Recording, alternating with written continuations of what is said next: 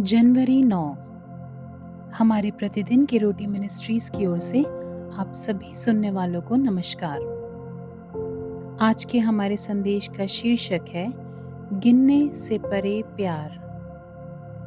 आज के हमारे पवित्र शास्त्र का भाग है यिर्मयाह 31 अध्याय 1 से लेके 6 आयत तक। उन दिनों में मैं सारे इजरायली कुलों का परमेश्वर ठहरूंगा और वे मेरी प्रजा ठहरेंगे।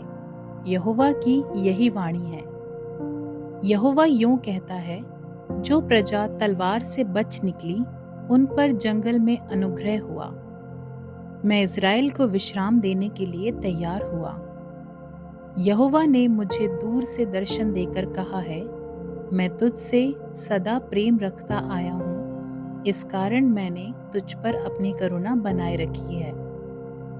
हे इज़राइली कुमारी कन्या, मैं तुझे फिर से बसाऊंगा। वहां तू फिर श्रृंगार करके डफ बजाने लगेगी और आनंद करने वालों के बीच में नाचती हुई निकलेगी।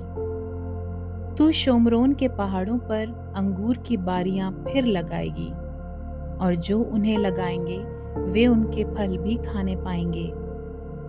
क्योंकि ऐसा दिन आएगा जिसमें एफ्रेम के पहाड़ी देश के पहरुए पुकारेंगे, उठो हम अपने परमेश्वर यहोवा के पास सिय्योन को चलें। मुख्य वचन यिर्मयाह 31:3। मैं तुझसे सदा प्रेम रखता आया हूँ। मैं तुम्हें किस तरह से प्यार करती हूँ, मुझे तरीकों को गिनने दें। ये शब्द एलिजाबेथ बैरेट ब्राउनिंग के सोनेट्स फॉर्म पोर्चुगीज की अंग्रेजी भाषा के सबसे प्रसिद्ध कविताओं में से है।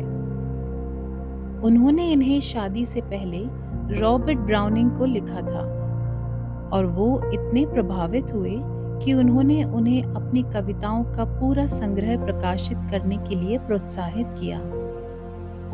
लेकिन चूंकि गीतों की भाषा बहुत कोमल थी, व्यक्तिगत गोपनीयता की इच्छा से बैरेट ने उन्हें इस तरह प्रकाशित किया जैसे कि वे किसी पुर्तगाली लेखक के अनुवाद हों। कभी कभी जब हम खुलेआम दूसरों के प्रति स्नेह व्यक्त करते हैं तो हमें अजीब महसूस हो सकता है, लेकिन इसके विपरीत बाइबल परमेश्वर के प्रेम की अपनी प्रस्तुति से पीछे नहीं हटती। यिर्मयाह ने अपने लोगों के प्रति परमेश्वर के स्नेह को इन कोमल शब्दों में वर्णित किया कि मैं तुझसे सदा प्रेम रखता आया हूँ, इस कारण मैंने तुझ पर अपनी करुणा बनाए रखी है। भले ही उसके लोग उससे दूर हो गए थे, फिर भी परमेश्वर ने उन्हें बहाल करने और व्यक्तिगत रूप से उन्हें अपने पास लाने का वायदा किया। मैं इज़राइल को विश्राम देने के लिए तैयार हुआ, उसने उनसे कहा। यीशु परमेश्वर के सबल बनाने वाला प्रेम की चरम अभिव्यक्ति है, जो उसके पास आने वाले किसी भी व्यक्ति को शांति और आराम देता है। चरनी से लेकर क्रूस से लेकर खाली कब्र तक, वो एक भटकी हुई दुनिया को अपने पास बुलाने की परमेश्वर की इच्छा का प्रतीक है।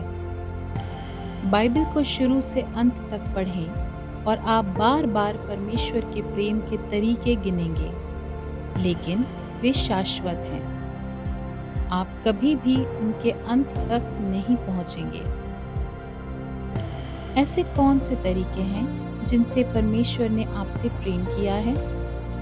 आज आप उसका प्यार कैसे लौटा सकते हैं? यीशु, मुझे पूरी तरह और व्यक्तिगत रूप से प्यार करने के लिए धन्यवाद। आज आप मेरे जीवन में आपसे प्यार करने में मदद करें। आमीन।